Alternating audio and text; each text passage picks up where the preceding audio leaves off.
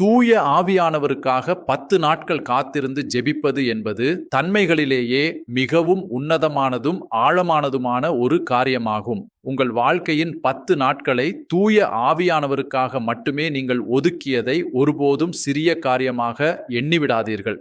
இந்த உலகத்தில் உள்ள பல அழியக்கூடிய காரியங்களுக்காக நாம் எவ்வளவோ கிரயங்களை செலுத்தி இருக்கிறோம்.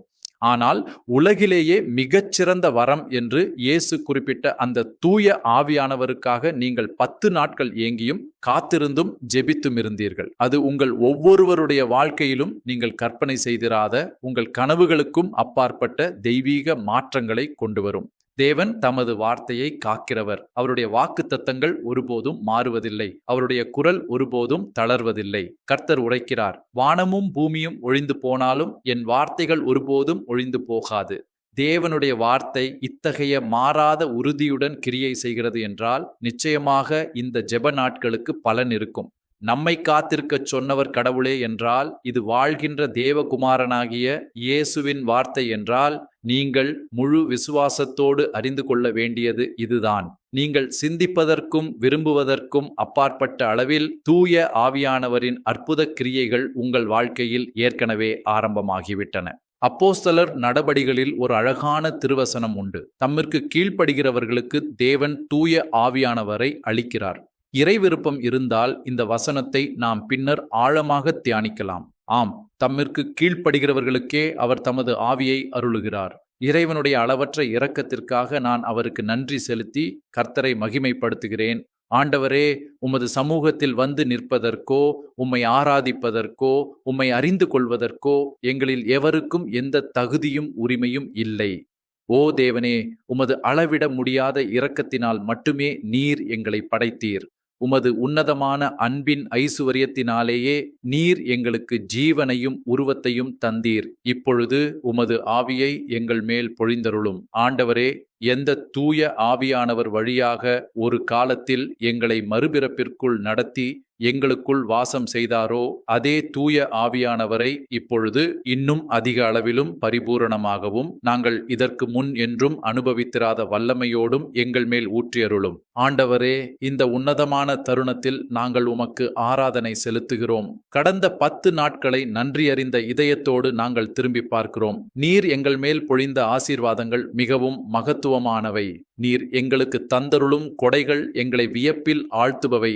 எங்கள் உதடுகளின் நன்றி வார்த்தைகளால் அதை முழுமையாக விவரிக்க இயலாது. நாம் கர்த்தரை துதிப்போம், அவருக்கு நன்றி செலுத்துவோம். இந்த 10ஆம் நாளில் தூய ஆவியின் நிறைவுக்காக காத்திருந்த ஒவ்வொருவர் மேலும் அந்த 10 நாட்களின் உன்னத ஆசீர்வாதத்தை கர்த்தர் கட்டளையிடும்படி ஜெபிக்கிறோம். இன்று நாம் பல ஆழமான ஆன்மீக பகுதிகளை கடந்து செல்ல வேண்டியிருக்கிறது. கடந்த 9 நாட்களாக நாம் தியானித்தவைகள் அனைத்தும் நம் இதயங்களில் ஆழமாய் வேரூன்ற வேண்டும். எனவே இன்று நாம் அனைவரும் இணைந்து கிருபை நிறைந்த ஒரு முழுமையான ஆன்மீக பயணத்தை மேற்கொள்ளப் போகிறோம். இன்னொரு காரியத்தை நாம் நினைவில் கொள்ள வேண்டும். நாம் வெறும் 10 நாட்கள் மட்டுமே இந்த தயாரிப்பில் ஈடுபடவில்லை. உண்மையை சொல்லப்போனால் நாம் 100 நாட்களாக தூய ஆவியானவருக்காக ஜெபித்து ஆயத்தமாகி வந்திருக்கிறோம். 100 நாட்களில் தேவனுடைய வார்த்தையை முழுமையாக வாசித்து முடித்த சகோதர சகோதரிகள் நம்மிடையே இருக்கிறார்கள். வேதாகமம் முழுவதையும் வாசித்து முடித்து விட்டதாக பலர் சாட்சி பகர்ந்து செய்திகளை அனுப்பியுள்ளனர். இவற்றுக்காக நாம் தேவனுக்கு நன்றி செலுத்துகிறோம். 100 நாட்கள் வாழ்கின்ற தேவனுடைய வார்த்தையின் மேல் கவனம் செலுத்தினோம். 100 நாட்கள் உபவாசத்தோடும் ஜெபத்தோடும் தூய ஆவியானவருக்காக காத்திருந்தோம். இப்பொழுது அதன் நிறைவாக இந்த 10 நாட்கள் முழுமையாக தூய ஆவியானவரையே மையமாக கொண்டு ஜெபித்திருக்கிறோம். எனவே இத்தகைய தீவிர வாஞ்சையோடும் ஒருமனப்பாட்டோடும் ஜெபித்த இந்த விசுவாச சமூகத்தின் மேல் தூய ஆவியானவர் நிச்சயமாக தமது ஆவியின் கனிகளை புறப்படச் செய்வார். வரவிருக்கும் நாட்களில் உங்கள் சொந்த வாழ்க்கையில் தேவனுடைய ஆவியின் வல்லமையான கிரியைகளை நீங்கள் கண்கூடாய் காண்பீர்கள். இப்போது நாம் இந்த நிறைவு பகுதிக்குள் நுழைகிறோம். இந்த வழிபாட்டில் தேவனுடைய வார்த்தை திருச்சபையின் ஜெப பாரம்பரியம் மற்றும் திருச்சபை தந்தையர்களின் போதனைகள் வழியாக தூய ஆவியானவருக்காக காத்திருந்து ஜெபிப்பதன் முக்கியத்துவத்தை சுருக்கமாக தியானிக்கப் போகிறோம். நாம் முதலில் புரிந்து கொள்ள வேண்டிய ஒரு சத்தியம் இருக்கிறது. இயேசு கிறிஸ்து விண்ணேற்றம் அடைவதற்கு முன்பே தமது சீஷர்களுக்கு தூய ஆவியானவரை அருளியிருந்தார். பெந்தெகோஸ்தே நாளுக்கு முன்பாகவே தூய ஆவியானவர் சீஷர்கள் மேல் இறங்கியிருந்தார். அப்படி இருந்தும் அவர்கள் இன்னும் ஒரு பெந்தெகோஸ்தே நாளுக்காக காத்திருந்தார்கள். இதற்கான சான்று யோவான் நற்செய்தி 20ஆம் அதிகாரத்தில் தெளிவாக காணப்படுகிறது. யோவான் 20:19 முதல் 23 வரையில் நாம் வாசிக்கிறோம். வாரத்தின் முதல் நாளாகிய அன்றைய தினம் மாலையில் சீஷர்கள் யூதர்களுக்கு பயந்ததினால் கதவுகளை பூட்டியிருந்த இடத்தில் கூடியிருந்த போது இயேசு வந்து நடுவே நின்று, உங்களுக்கு சமாதானம் என்றார். அவர் அப்படி சொல்லி தம்முடைய கைகளையும் விலாவையும் அவர்களுக்கு காண்பித்தார். சீஷர்கள் கர்த்தரை கண்டு சந்தோஷப்பட்டார்கள். இயேசு மறுபடியும் அவர்களை நோக்கி, உங்களுக்கு சமாதானம் உண்டாவதாக. பிதா என்னை அனுப்பினது போல நானும் உங்களை அனுப்புகிறேன் என்று சொல்லி அவர்கள் மேல் ஊதி, பரிசுத்த ஆவியை பெற்றுக்கொள்ளுங்கள். எவர்களுடைய பாவங்களை மன்னிக்கிறீர்களோ அவைகள் அவர்களுக்கு மன்னிக்கப்படும், எவர்களுடைய பாவங்களை மன்னியாதிருக்கிறீர்களோ அவைகள் மன்னிக்கப்படாதிருக்கும் என்றார். ஆகவே இயேசு விண்ணேற்றமடைவதற்கு முன்பே அப்போஸ்தலர்களுக்கு தூய ஆவியானவரை தந்திருந்தார் என்பது தெளிவாகிறது. ஆனாலும் இயேசு அவர்களிடம், நீங்கள் நகரத்தை விட்டு போகாமல் காத்திருங்கள் என்று கட்டளையிட்டார். அவர்களுக்கு ஏற்கனவே தூய ஆவியானவரை தந்திருந்த போதிலும் லூக்கா நற்செய்தியின் இறுதி அதிகாரத்தில் இயேசு, உன்னதத்திலிருந்து வரும் வல்லமையால் நீங்கள் ஆட்கொள்ளப்படும் வரைக்கும் எருசலேம் நகரத்தில் இருங்கள் என்று பிதாவின் வாக்குத்தத்தத்திற்காக காத்திருக்கச் சொல்கிறார். இதிலிருந்து வேதாகமம் நமக்கு கற்பிக்கும் இரண்டாவது சத்தியம் இதுதான். நீங்கள் தூய ஆவியானவரை ஏற்கனவே பெற்றிருந்தாலும் அவருடைய வல்லமையின் இன்னும் பெரிய நிறைவிற்காக நீங்கள் தொடர்ந்து காத்திருக்க வேண்டும். தூய ஆவியானவர் என்பது நம் வாழ்நாளுக்கு ஒருமுறை பெற்றுக்கொண்டு அத்துடன் தேடுவதை நிறுத்திக் கொள்ளும் ஒரு அடையாளப் பொருள் அல்ல. மாறாக நாம் தூய ஆவியானவருக்காக இடைவிடாமல் காத்திருக்க அழைக்கப்பட்டுள்ளோம். இதை நமக்கு கற்றுக் கொடுத்தவர் இயேசுவே ஆவார். எனவே இனிமேல் தூய ஆவியானவரின் தேவை நமக்கு குறைவு என்று யாராவது நினைத்தால் அது தவறான போதனையாகும். இது இயேசு கிறிஸ்துவின் சொந்த போதனை என்பதை இறைப்பிள்ளைகள் தெளிவாக புரிந்து கொள்ள வேண்டும். அப்போஸ்தலர்கள் தூய ஆவியானவரை பெற்ற அதே நாளில்தான் இயேசு அவர்களிடம் நகரத்தை விட்டு போகாதீர்கள் என்றும் கட்டளையிட்டார். தூய ஆவியானவர் வெவ்வேறு காலகட்டங்களில் ஆழமான கிருபையின் வெளிப்பாடுகளையும் ஆவிக்குரிய அனுபவங்களையும் தரவல்லவர். நாம் தேவனுடைய ஆவிக்கு நம் இதய கதவை ஒருபோதும் மூடக்கூடாது. அவருடைய கிரியைகளை ஒருபோதும் தடை செய்யக்கூடாது. எனக்கு இனி தூய ஆவியானவர் தேவையில்லை, நான் ஏற்கனவே ஆவியால் நிரப்பப்பட்டவன் என்று யாரும் சொல்ல முடியாது. ஆவியானவர் நம்மை மீண்டும் மீண்டும் புதிய முறையில் நிரப்புகிறார். இதற்கு வேதாகமத்தில் என்ன சான்று இருக்கிறது? அப்போஸ்தலர் நடபடிகளில் நாம் ஒரே ஒரு பெந்தெகோஸ்தே நிகழ்வை மட்டும் காணவில்லை, பல பெந்தெகோஸ்தே அனுபவங்களை காண்கிறோம். 2ஆம் அதிகாரத்தில் ஒரு பெந்தெகோஸ்தே, 4ஆம் அதிகாரத்தில் அவர்கள் கூடியிருந்த இடம் அதிர்ந்தது, அவர்கள் அனைவரும் மீண்டும் தூய ஆவியினால் நிரப்பப்பட்டார்கள். 10ஆம் அதிகாரத்தில் கொர்நேலியுவின் வீட்டில் பேதுருவும் அங்கு கூடியிருந்த அனைவரும் மீண்டும் தூய ஆவியினால் நிரப்பப்பட்டார்கள். அப்போஸ்தலர் நடபடிகளில் பெந்தெகோஸ்தே மீண்டும் மீண்டும் நிகழ்கிறது. எனவே திருவருட்சாதனங்கள் வழியாக நாம் ஏற்கனவே ஆவியானவரை பெற்றுவிட்டதால் இனி தேவையில்லை என்று யாரும் கூறினால் நான் அன்போடு சொல்கிறேன், என் பிள்ளைகளே, தேவனுடைய ஆவிக்கு உங்கள் இதய கதவை மூடி தாழ்பால் போடாதீர்கள். தூய ஆவியானவர் உங்களிடம் மீண்டும் மீண்டும் வருவது அவருக்கு மகிழ்ச்சி அளிக்கிறது என்றால் அது உங்கள் மகிழ்ச்சியை எப்படி குறைக்கும்? அவர் உங்களிடம் வர விரும்பும் பாதைகளை நீங்கள் ஏன் அடைக்க வேண்டும்? இதனால்தான் யோவான் 20 ஏற்கனவே தூய ஆவியானவரை பெற்றிருந்த அதே அப்போஸ்தலர்களை நோக்கி இயேசு, உயரத்திலிருந்து வரும் வல்லமையால் நீங்கள் ஆட்கொள்ளப்படும் வரை நகரத்திலேயே காத்திருங்கள் என்றார். இதிலிருந்து நாம் அறிவது என்னவென்றால், பெந்தெகோஸ்தே என்பது ஆவியானவர் ஒரு முறை வந்துவிட்டு பின்னர் கோபித்துக் கொண்டு போய்விடுவதும் பிறகு மீண்டும் திரும்பி வருவதும் அல்ல. மாறாக பெந்தெகோஸ்தே என்பது உங்களுக்குள் ஏற்கனவே இருக்கின்ற தூய ஆவியானவரின் வல்லமையை நீங்கள் ஆழமாக உணர்ந்து விழிப்படைவதாகும். ஆண்டவரே, தொடக்கம் முதலே எனக்குள் இருந்தது நீர்தான் என்று ஆவியானவரின் ஆளுமையை அடையாளம் கண்டுகொள்வதே பெந்தெகோஸ்தே ஆகும். திருச்சபை ஒருபோதும் தூய ஆவியானவருக்காக காத்திருப்பதையும் ஏங்குவதையும் தடுத்ததில்லை. வரலாற்றின் நெடுகிலும் இறைவனால் அப்போஸ்தலிக்க அதிகாரம் அளிக்கப்பட்ட போப்பரசர்கள் போப் திருச்சபையை தூய ஆவியானவருக்காக ஜெபிக்கவும் காத்திருக்கவும் தொடர்ந்து ஊக்குவித்து வந்துள்ளனர். சமீபத்திய வரலாற்றிலிருந்து சில உதாரணங்களை உங்களுக்கு கூறுகிறேன். 1962ஆம் ஆண்டு பேராலய போப் புனித 23ஆம் யோவான் 2ஆம் வத்திக்கான் சங்கத்தை கூட்டிய போது அவர் புனித பேதுருவின் கல்லறை அருகே நின்று முழு திருச்சபையையும் நோக்கி இந்த வரலாற்று சிறப்புமிக்க ஜெபத்தை ஏறெடுத்தார். தூய ஆவியானவரே, உமது அதிசயங்களை எங்கள் காலங்களில் ஒரு புதிய பெந்தெகோஸ்தே போல மீண்டும் புதுப்பித்தருளும். புனித பேதுருவின் கல்லறையில் முழங்காலிட்டு அவர் ஆவியின் புதுப்பித்தலுக்காக மன்றாடினார். அதன் விளைவாக அந்த வத்திக்கான் சங்கத்தின் போது திருச்சபையில் தூய ஆவியானவரின் மிகப்பெரியதொரு அசைவாட்டம் நிகழ்ந்தது. அதேபோல் மே 31, 1998 பெந்தெகொஸ்தே திருநாளின் போது போப் புனித 2ஆம் ஜான் பால் திருப்பலியில் இவ்வாறு போதித்தார். மேல்மாட அறையின் ஜெபம் இன்றும் திருச்சபையில் தொடர்ந்து கொண்டிருக்கிறது. திருச்சபை இன்னும் அன்னை மரியாளுடனும் அப்போஸ்தலர்களுடனும் மேல்மாட அறையில் ஒருமனப்பட்டு ஜெபித்துக் கொண்டிருக்கிறது என்பதை அவர் நினைவுறுத்தினார். பின்னர் அவர் உரத்த குரலில், தூய ஆவியானவரே வாரும், இன்று திருச்சபை உம்மை அழைக்கிறாள் என்று கூறி 3 முறை ஆவியானவரை நோக்கி மன்றாடினார். தூய ஆவியானவரே வாரும், தூய ஆவியானவரே வாரும், தூய ஆவியானவரே வாரும். திருச்சபையின் தலைமை பீடமே ஆவியானவரை இவ்வாறு அழைக்கிறது என்றால், நீங்கள் தூய ஆவியானவரை அழைக்க ஒருபோதும் அஞ்சாதீர்கள். தயங்காமல் சுதந்திரமாக அவரை நோக்கி புகாரமிடுங்கள். இங்கே நாம் கத்தோலிக்க கரிஸ்மாட்டிக் புதுப்பித்தலின் கரிஸ்மாட்டிக் ரியூனல் பின்னணியாக இருந்த ஒரு புனிதமான பெண்ணை நினைவு கூற வேண்டும். அவர்தான் புனித எலனா குவேரா. 1895 மற்றும் 1901 ஆண்டுகளுக்கு இடையில் தூய ஆவியின் ஏவுதலால் அவர் போப் லியோ 13ஆம் அவர்களுக்கு 12 கடிதங்களை எழுதினார். அவர் எளிய பெண்களுக்கு சேவை செய்யும் Oblate Sisters of the Holy Spirit என்ற சபையின் நிறுவனர் ஆவார். அவருடைய இதயத்தில் திருச்சபை மீண்டும் மேல்மாட அறைக்கு திரும்ப வேண்டும், தூய ஆவியானவரை மீண்டும் கண்டடைய வேண்டும் என்ற ஆன்மீக நெருப்பு எரிந்து கொண்டிருந்தது.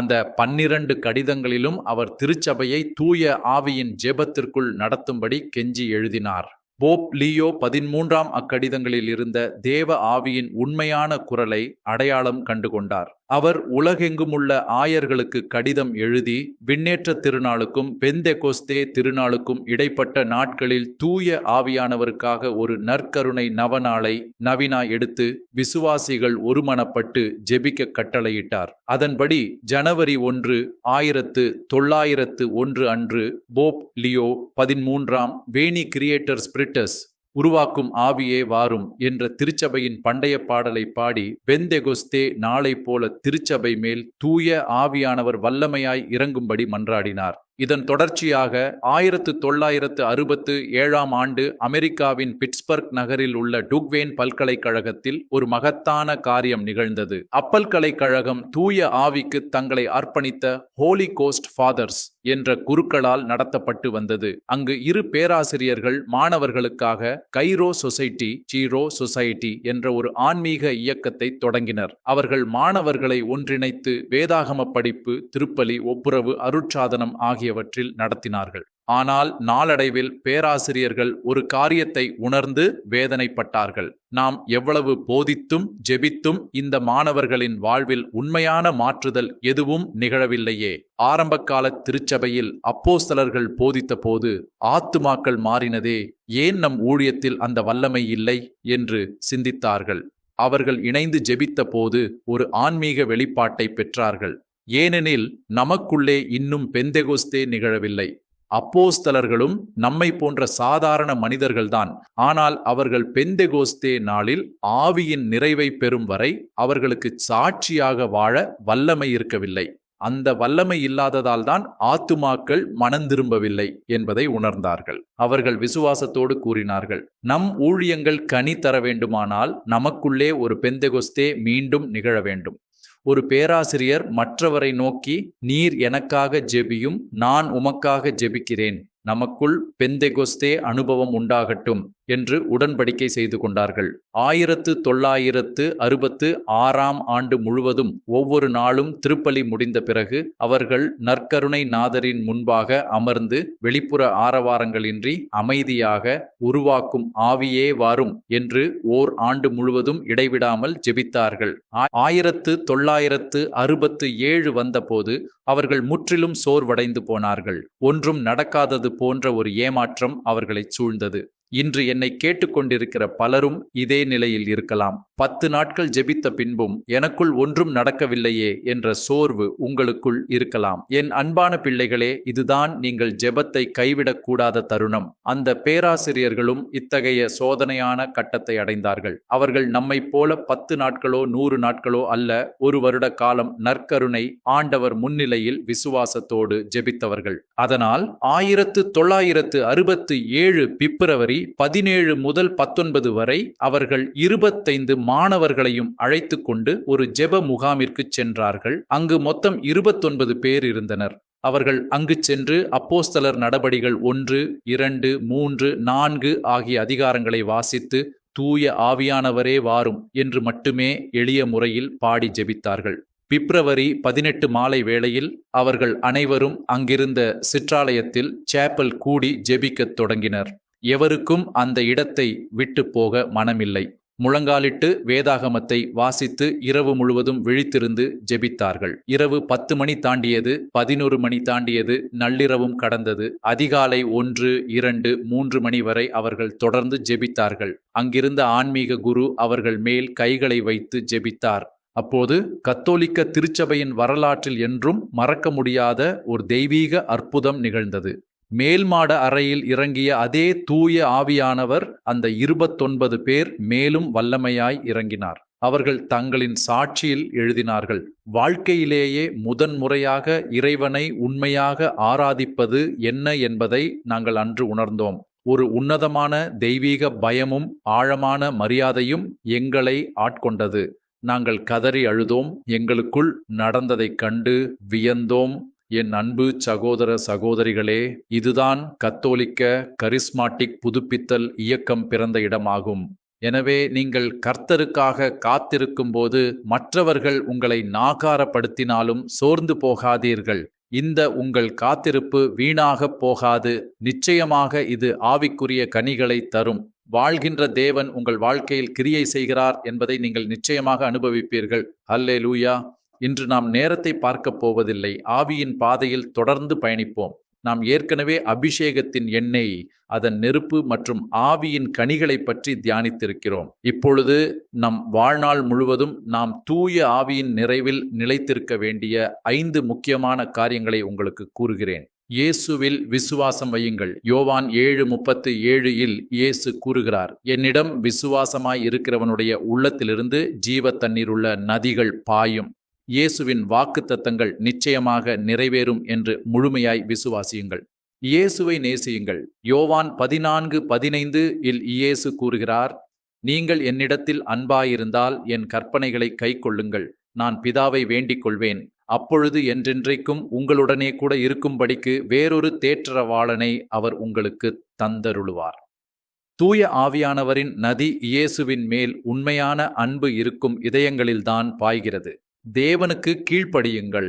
அப்போஸ்தலர் 5:32 படி தம்மிற்கு கீழ்ப்படுகிறவர்களுக்கே தேவன் தூய ஆவியானவரை அளிக்கிறார். நம்மிடம் முழுமையான கீழ்ப்படிதல் இல்லாவிட்டாலும், ஆண்டவரே, நான் உமது வார்த்தையின்படி கீழ்ப்படிந்து வாழ விரும்புகிறேன் என்ற தூய்மையான ஏக்கம் நமக்குள்ளே இருக்க வேண்டும். இடைவிடாமல் கேளுங்கள். லூக்கா 11:13 இயேசு கூறுகிறார், கேளுங்கள், அப்பொழுது உங்களுக்கு கொடுக்கப்படும். தேடுங்கள், அப்பொழுது கண்டடைவீர்கள். பொல்லாதவர்களாகிய நீங்களே உங்கள் பிள்ளைகளுக்கு நல்ல கொடைகளை கொடுக்க அறிந்திருக்கும் போது பரமபிதா தம்மிடம் கேட்கிறவர்களுக்கு தூய ஆவியானவரை கொடுப்பது எவ்வளவு நிச்சயம்.